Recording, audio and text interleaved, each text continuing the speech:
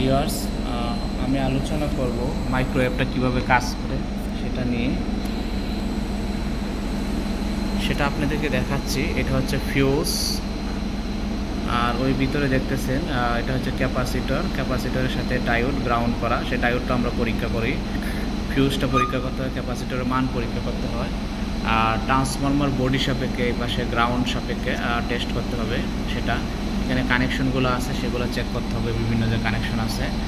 আর thermostat কীভাবে কাজ করে সেটাও দেখতে হবে। সর্বোপরি এখানে কুলিং ফ্যান আছে, সেগুলো চেক করতে হবে।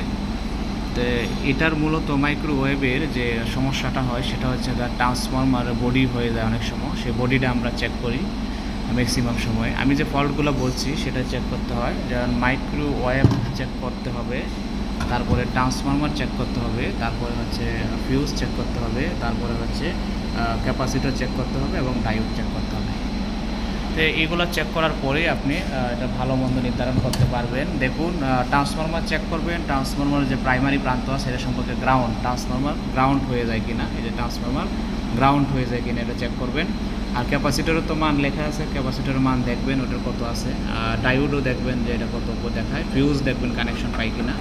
এগুলো আসলে মাইক্রোওয়েভের এগুলোই টেস্ট করা যায় সাধারণত, আর বেশি তেমন কিছু নাই। এই ছিল আমার আজকে মাইক্রোওয়েভ নিয়ে আলোচনা। তো আশা করছি আপনারা মাইক্রোওয়েভের সম্পর্কে ভালোভাবে বুঝতে পারছেন।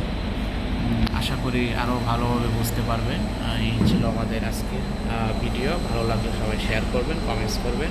ভালো থাকবেন। আসসালামু আলাইকুম রহমতুল্লাহি ওয়া বারাকাতুহু। মাইক্রোওয়েভের চিত্রটা ভালোভাবে দেখুন আপনারা, কীভাবে এটা কাজ করে সেটাই দেখাচ্ছি আমি ভিডিওতে। ভালো লাগলে শেয়ার করবেন, সাবস্ক্রাইব